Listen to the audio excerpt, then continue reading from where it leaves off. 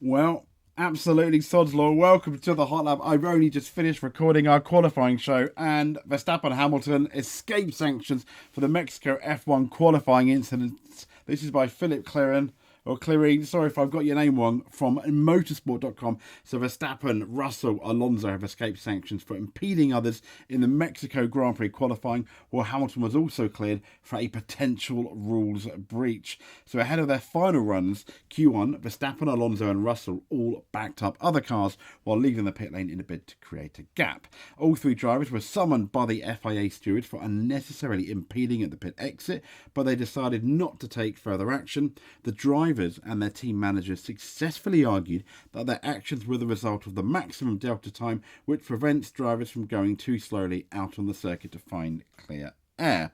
Now, instead, they felt forced to do so coming out of the pit lane, the one area of the circuit that isn't covered by this delta time, because it's the second safety car line, as we've been saying, that starts. The verdict, the stewards wrote, is the stewards consider that the entire set of incidents occurred as a direct result of the implementation of the minimum lap time between SC1 and SC2 and SC1, which is designed correctly so in our view to avoid dangerous backing up of cars on the circuit during qualification. We note that there are contrary requirements on drivers in that they must respect the minimum time. They are attempting to create manageable gaps to cars in front, yet they are also required to avoid unnecessarily stopping at the pit exit or driving unnecessarily slowly. So the stewards agreed that slowly driving out the pit lane is much less dangerous than backing up cars elsewhere on the racetrack, which leads to much bigger speed differences. Yeah, I kind of agree with that. However, they noted that while pit exit incidents were the lesser of the two, a solution to avoid a repeat must be found. All parties, including the stewards, are firmly of the view that it is better to have the potential of cars backing up in the pit lane or at the pit exit instead of the potentially dangerous situation of a large speed differences on track. It is desirable that the better solution be found at the pit exit. However, at this stage, we don't know what the solution is going to be. I sort of agree, but I still think you shouldn't have cars completely blocking the road in the pit lane because other people, are waiting, tyres are cooling down. Yes, you shouldn't have cars slowing down either because that's blocking cars. I don't know what the answer is, but as they said, I think in Singapore, that was not going to be a precedent, and they kind of intimated that it should have been a penalty. So should Verstappen and Russell have had a penalty? Yes, I think a lot of people may suggest they did because they were selfishly holding up the car so they can have better lap times. Surely it's also up to the teams and drivers to make sure that doesn't happen. I mean, I remember when we had the 1 hour qualifying. Yes, it is a lot different. Back in the mid to late 90s, you did get some backing up, but nothing like you do in Formula One at the moment. And yes, in Q1 there are everyone on board, but still, even in the 1 hour, with those last 5 minutes, loads of people normally went as well, and that didn't happen. So we can sort it out. The drivers can, in my opinion, do it. These are the best drivers in Formula, in racing, arguably. And these are teams with like almost hospital-esque,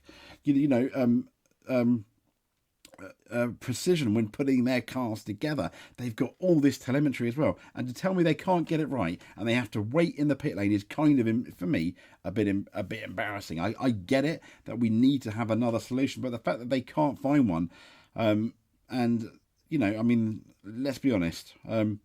Here we go. The stewards consider that the entire set of incidents occurred as a direct result of the implementation of the minimum lap time between SC2 and SC1, which is designed correctly so in our view to avoid dangerous backing up of cars. Yeah, it's to avoid dangerous backing up of cars. But then, if they think that's it's designed, they feel it's designed correctly so surely stopping at the pit lane's bad as well.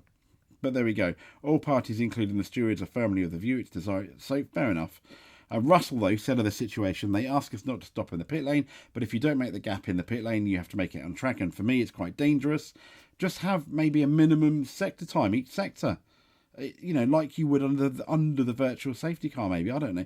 Russell's Mercedes teammate Hamilton was also cleared for allegedly failing to slow for yellow flags in Q1 when Aston Martin's Fernando Alonso spun in turn 3, but investigation soon brought to light there was no wrongdoing as he had slowed down sufficiently compared to his fastest lap. However, under the same yellow flag, Sargent passed Sonoda, to which the Williams driver was handed a 10-place grid penalty and 2 penalty points. Oh no, poor Logan after his points in the USA.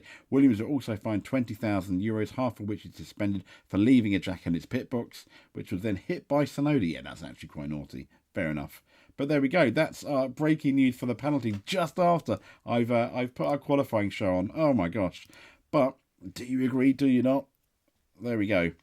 Breaking news. Pretty much no one gets a penalty unless your name's Logan Sargent. And Williams, I guess. Speak to you soon. Thank you very much.